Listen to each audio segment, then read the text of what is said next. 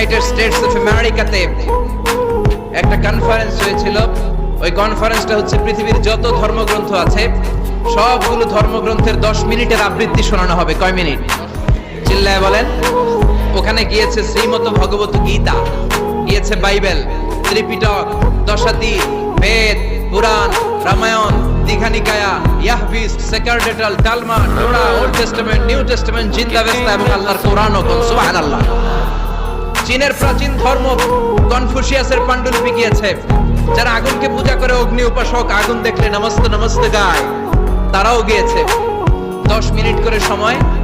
এই কনফারেন্সের উদ্দেশ্য হচ্ছে এইটা চেক করা, in order to check which book, which recitation of the holy book is the most excellent recitation ever.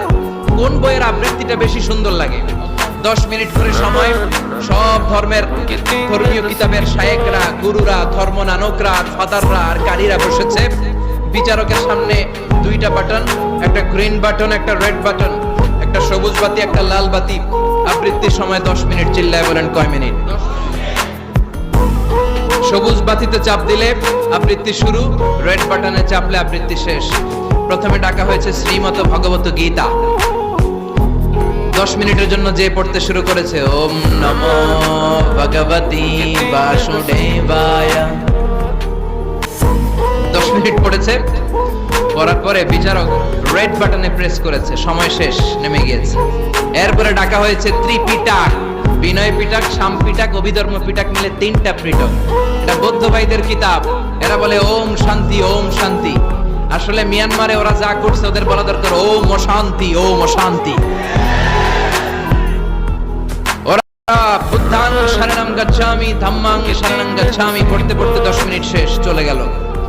এরপরে ডাকা হলো দশাতীর, দশাতীরের ওরাও পড়লো। এরপরে ডাকা হলো গ্রন্থ সাহেব, পড়লো।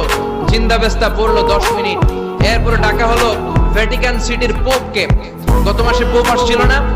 এই পোপের আগের পোপ, তাকে ডাকা হলো to recite the Holi Bible for 10 minutes. 10 মিনিটের জন্য বাইবেল পড়তে আসেন। উনি এসে ওনাদের বাইবেল পড়ে গেল 10 মিনিটের জন্য। ওনার বাড়ি হচ্ছে ভ্যাটিকান সিটিতে, ইটালির রোমের মাঝখানে স্বায়ত্তশাসিত একটা আলাদা দেশ আছে। ওইখানে শুধু পোপরা থাকে, যারা বিএটিএ না করে খ্রিস্টানদের ফাদার, প্রোটেস্ট্যান্ট, অর্থোডক্স আর রোমান ক্যাথলিক, ওরা সেইখানে রাজ্য স্থাপন করেছে। গোটা বিশ্বের খ্রিস্ট ধর্মকে তারা চালায়। তারা 10 মিনিট সব ধর্ম গ্রন্থের আবৃত্তি এবং তেলাওয়াতের পরে সর্বশেষে মুসলমানদের ধর্মগ্রন্থ কোরআন আবৃত্তি করার জন্য ডাকা হয়েছে। এসেছে মিশরের কারি আব্দুল বাসিত ইবনে আব্দুস সামাদ। যারা ওনার তেলাওয়াত শুনেছেন দেখবেন উনি তেলাওয়াত করে আবার সময় নেয়, আধা মিনিট শ্বাস নেয়, আবার লম্বা দম নিয়ে তাল লয় নিয়ে টান দেয়, আবার পেছন থেকে টান দেয়। তাকে ডাকা হলো now the representative of Muslim community Abdul Basit ibne Abdus Samad will now recite the holy book Quran for 10 minutes. মিশর থেকে আসা মুসলিম জাতির প্রতিনিধি তাদের ধর্মগ্রন্থ কোরআন নিয়ে এবার 10 মিনিট তেলাওয়াত করবে। কয় মিনিট? উনি দাড়ি রাখেন না, ক্লিন শেভ, পাতলা একটা চাদর আর জুব্বা পরে চলে এসেছে মাইকের সামনে। এসে আউযু বিল্লাহি মিনাশ শাইতানির রাজীম বলে টান দিয়েছে। সময় কয় মিনিট? উনি সূরা ফাতিহা পড়তে সময় নিয়ে নিয়েছে 13 মিনিট।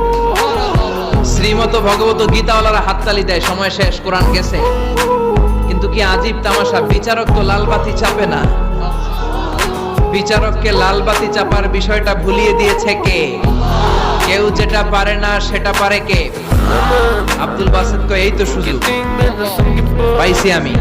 বিচারক যেহেতু লাল বাতি চাপে না, আমি আরেকটা সূরা ধরি। উনি কোরআনের সবচেয়ে সুন্দর সূরা, সূরা আর রহমান তেলাওয়াত শুরু করলেন।